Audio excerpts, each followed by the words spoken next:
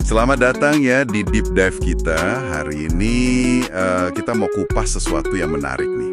Jadi semakin pinter AI, kecerdasan buatan, itu kok malah semakin berharga ya kemampuan unik kita sebagai manusia.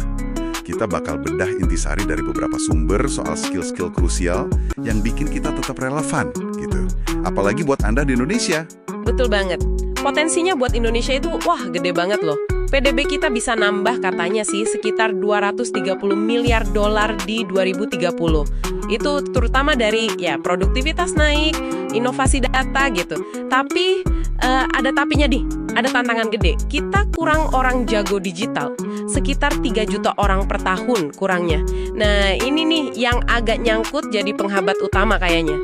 Oke, jadi misi kita sekarang ini, kita bongkar yuk beberapa skill manusia yang paling dasar ini. Kenapa sih AI yang udah canggih gitu, kok masih susah ya nirunya? Dan yang paling penting nih, kenapa ini vital banget buat karir Anda, buat masa depan Anda? Oke, kita mulai dari yang pertama ya, pemikiran kritis sama analisis. Gimana tuh? Nah, AI itu kan emang jago banget ya, nyari pola, korelasi data gitu. Contoh yang sering disebut tuh, AI bisa lihat, wah penjualan es krim naik, kejadian orang tenggelam juga naik. Benar. Tapi AI mungkin nggak ngeh ya, ada faktor lain di baliknya. Kayak cuaca panas gitu. Itu kan yang bikin orang beli es krim, sekaligus bikin orang banyak berenang, terus ya ada risiko tenggelam. Nah manusia, pakai pemikiran kritis, bisa tuh mikir sebab akibatnya. Gali akarnya, nggak cuma lihat permukaannya aja. Ini penting banget kan, buat mecahin masalah beneran? Iya, pas banget. Contoh di dunia hukum ini relevan banget loh. AI kan bisa tuh nyaring jutaan dokumen hukum cepet banget. Tapi tetap aja pengacara manusia yang mesti cek lagi. Bener nggak infonya? Soalnya AI kadang suka halu, ngarang-ngarang fakta gitu. Terus yang lebih penting manusianya yang nilai, ini konteks kasusnya gimana sih? Strategi hukumnya gimana biar menang? Jadi manusia tetap jadi lapisan buat validasi sama bikin strategi akhirnya. Nah, kemampuan analisis tadi kan jadi lebih kuat ya kalau ditambah sama kecerdasan emosional, sama empati. AI mungkin ya bisa diajarin ngenalin orang sedih atau marah dari suara, dari teks gitu kan. Tapi pertanyaannya, apa AI bisa benar-benar ngerasa kayak yang kita rasa? Nah itu dia bedanya. AI bisa deteksi pola emosi, tapi dia nggak punya pengalaman subjektif. Apa ya istilahnya? Qualia. Jadi AI bisa kenal muka sedih, tapi dia nggak bisa merasakan pedihnya kehilangan kayak manusia. Itu qualia tadi, rasa internal yang unik gitu.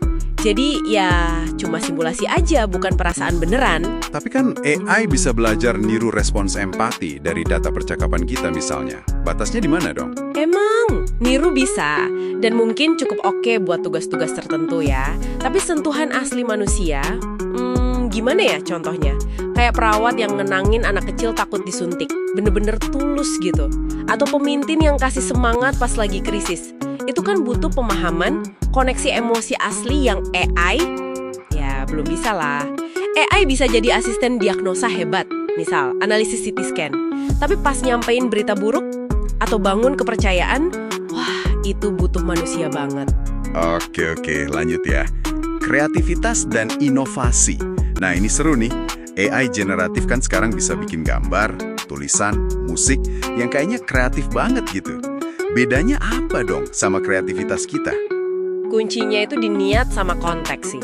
AI generatif itu pada dasarnya cuma nyampur-nyampur pola dari data gede yang udah ada aja, replikasi, kombinasi ulang. Kalau kreativitas manusia itu seringnya muncul dari ya pengalaman hidup kita, imajinasi, pemahaman soal kebutuhan atau masalah manusia, ada dorongan dari dalam gitu buat bikin sesuatu yang baru, yang ada artinya. Contoh Gojek tadi menarik tuh. Inovasi kayak gitu apa selalu butuh sentuhan manusia ya? Atau mungkin aja AI bisa nemuin solusi gitu dari data doang? Gojek itu contoh bagus banget. Inovasi yang lahir karena paham banget masalah manusia di Jakarta waktu itu. Macet lah, layanan informal yang susah diakses lah. Itu kan lompatan ide. AI mungkin bisa bantu optimalin rute, harga dari data. Tapi ide awalnya, solusi lengkapnya itu, wah manusiawi banget. Kedepan mungkin ya kombinasi. AI kasih lihat peluang dari data, terus manusia yang nerjemahin jadi solusi inovatif yang pas buat kita. Selain itu, Ada lagi nih, kemampuan adaptasi sama belajar cepat. Dunia kan berubah cepat banget ya. Jadi kemampuan buat terus belajar hal baru, adaptasi, itu penting banget kan? AI emang belajar cepat sih, tapi kan ada batasannya, sesuai programnya aja.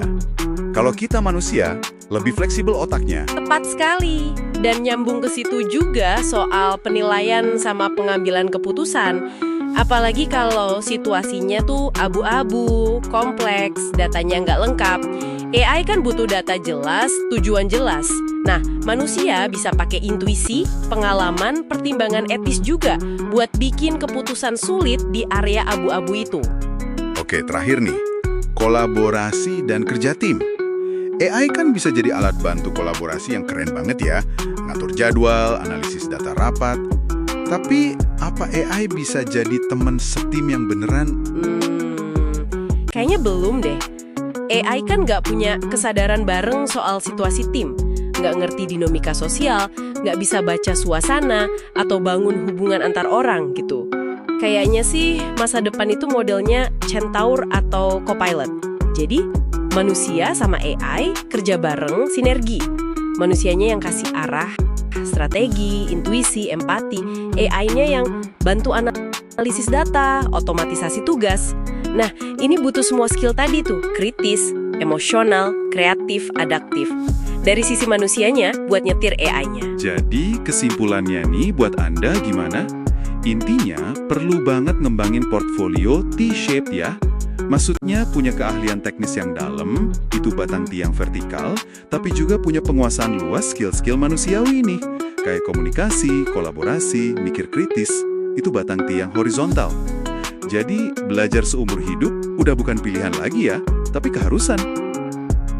Betul, dan kalau kita lihat skala nasional nih, ngatasin kekurangan talenta tadi dengan fokus ngebina skill-skill ini, ya lewat pendidikan, pelatihan di kantor, itu jadi kunci buat buka potensi ekonomi AI yang 230 miliar tadi buat Indonesia. Ini bukan cuma soal bertahan hidup loh di era AI, tapi justru gimana caranya kita bisa berkembang, bahkan mungkin memimpin.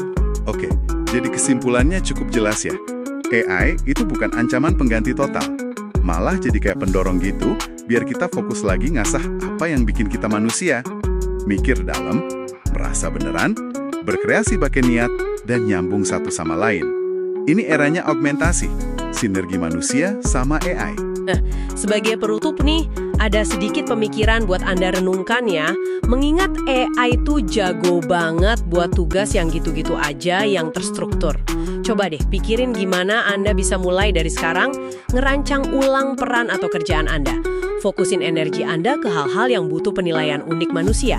Butuh kreativitas, negosiasi, empati. Terus anggap aja AI itu asisten pribadi super canggih Anda yang bisa nanganin sisanya. Gimana tuh?